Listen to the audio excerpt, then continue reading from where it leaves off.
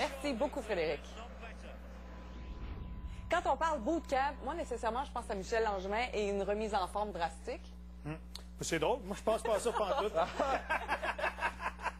Et Stéphane, c'est pas le cas non plus, on parle de hockey plutôt. Hein? Son bootcamp à Michel n'est pas commencé, par exemple. Oh non, puis je vais t'annoncer un bon scoop. T'en veux-tu un bon scoop? Il commencera pas demain non plus. Il n'est pas à l'horaire. Ouais, un bootcamp, moi aussi, j'avais aucune espèce d'idée c'était quoi la signification, mais c'est un tournoi estival de hockey. Et c'est un tournoi particulier et unique parce qu'il va s'adresser uniquement à des joueurs professionnels, majoritairement de la Ligue nationale de hockey.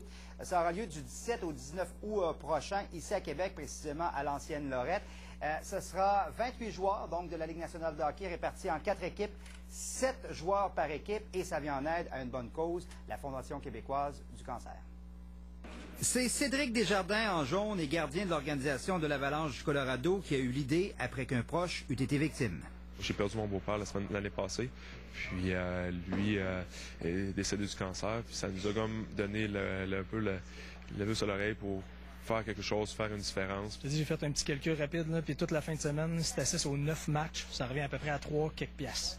Fait que c'est vraiment pas cher par match. On voulait aller chercher un événement qui est différent puis qui allait vraiment là, impliquer les gens, les joueurs professionnels ici à Québec. En plus de David Desharnais, Marc-Édouard Vlasic, Cédric Desjardins, Patrice Bergeron et Gabriel Bourque ont aussi confirmé leur participation. Donc, pour les joueurs qui vont prendre part à cette première édition du bootcamp, il pourrait s'agir d'un camp d'entraînement de mise en forme en prévision du véritable camp d'entraînement de la Ligue nationale de hockey. Mais faut-il encore qu'il y ait un camp d'entraînement de la Ligue nationale de hockey parce que les rumeurs de lockout sont de plus en plus persistantes?